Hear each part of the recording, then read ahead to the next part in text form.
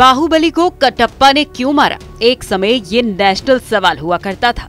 लोगों की जबान से लेकर सोशल मीडिया के मीम्स में यही था कि आखिर कटप्पा ने बाहुबली को क्यों मारा। खैर, इसका जवाब राजामौली निर्देशित और प्रभास अभिनीत बाहुबली द कंक्लूजन में मिल गया था। लेकिन राजस्थान में एक बड़ा सवाल है कि प्रदेश का अगला मुख्यमंत्री कौन होगा।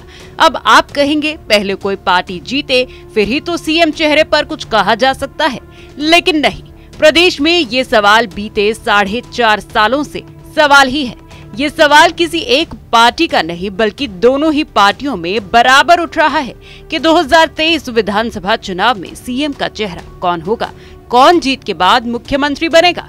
बीजेपी ने तो फिलहाल मोदी के नाम पर चुनाव लड़ने और केंद्रीय नेतृत्व पर सीएम की दावेदारी का दारोमदार डाल रखा है।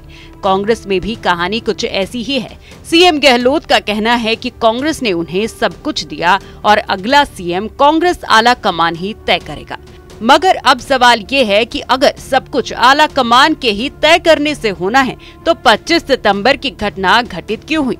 शायद ही प्रदेश या देश का कोई व्यक्ति होगा जो 25 सितंबर की उस घटना से अनजान है जिसमें कांग्रेस आला कमान ने सचिन पायलट को सीएम बनाने और विधायकों का मन जानने के लिए पर्यवेक्षकों को जयपुर भेजा। मगर इस भनक मात्र से ही कि आला कमान सचिन को सीएम बनाने वाला है, विधायकों ने बगावत कर दी। और अब उन विधायकों को किसने उकसाया, किसके कहने पर उन्होंने आला कमान को चुनौती दी, ये भी सवाल है।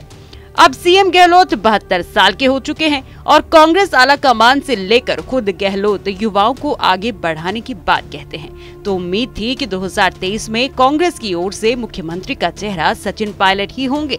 वहीं बीजेपी की ओर से उम्मीद थी कि वसुंधरा राजे अपने सीएम पद की हैट्रिक लगाएंगी। चुनावी साल है और बीते कुछ महीनों से राजस्थान में सत्ता में वापसी से कहीं ज्यादा संघर्ष सत्ता में भागीदारी को लेकर देखा जा रहा है। जाट महाकुंभ, ब्राह्मण महापंचायत, राजपूतों की महापंचायत के साथ ही SC/ST की महापंचायतों से राजस्थान की राजधानी 2-4 हो चुकी है। इन महापंचायतों में 2 सवाल सबसे बड़े बनकर उभरे। एक तो इन समुदायों की सत्ता में भागीदारी, दूसरा नंबर 1 की कुर्सी पर भी इन्हीं का नेता बैठे।